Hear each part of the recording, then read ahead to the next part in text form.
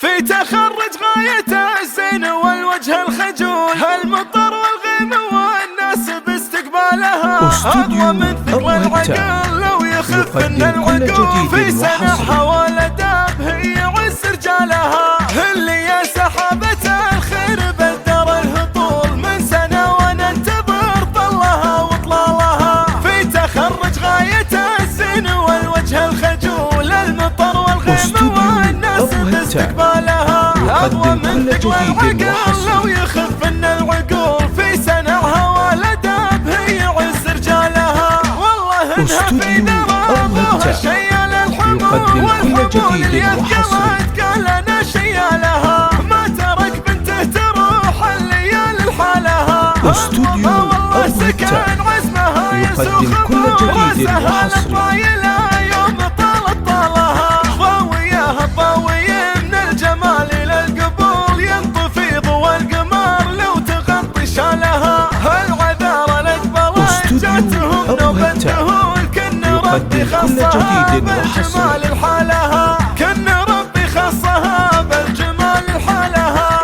السنع والزين والدين والوصف بيطول، اللي يا سحابة الخير بدر الهطول من سنة وننتظر طلها وطلالها. في تخرج غايته الزين والوجه الخجول، المطر والغيم والناس باستقبالها أقوى من ثقل العقل لو يخف من العقول. في سنحها والأداب هي عز رجالها، اللي يا سحابة الخير بدر الهطول من سنة وننتظر طلها وطلالها. في تخرج غايته الزين والوجه الخجول، المطر والغيم والناس باستقبالها أقوى من ثقل العقل لو يخف من العقول. في سنعها والأداب هي عز رجالها، والله إنها في ذرابها شيال الحمول، والحمول اللي أثقلت قال أنا شيالها. ما ترك بنته تروح الليالي لحالها،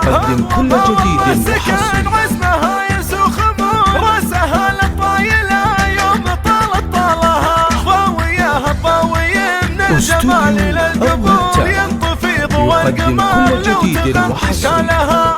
العذارى الأقبلت جاتهم نوبة ذهول، كن ربي خصها بالجمال لحالها، كن ربي خصها بالجمال لحالها. السنع والزين والدين والوصف بيطول، اللي يا سحابة الخير بدر الهطول من سنة وننتظر طلها وطلالها. في تخرج غايته الزين والوجه الخجول، المطر والغيم والناس باستقبالها. كم قوم عينت خير تحت ظلالها. 04 03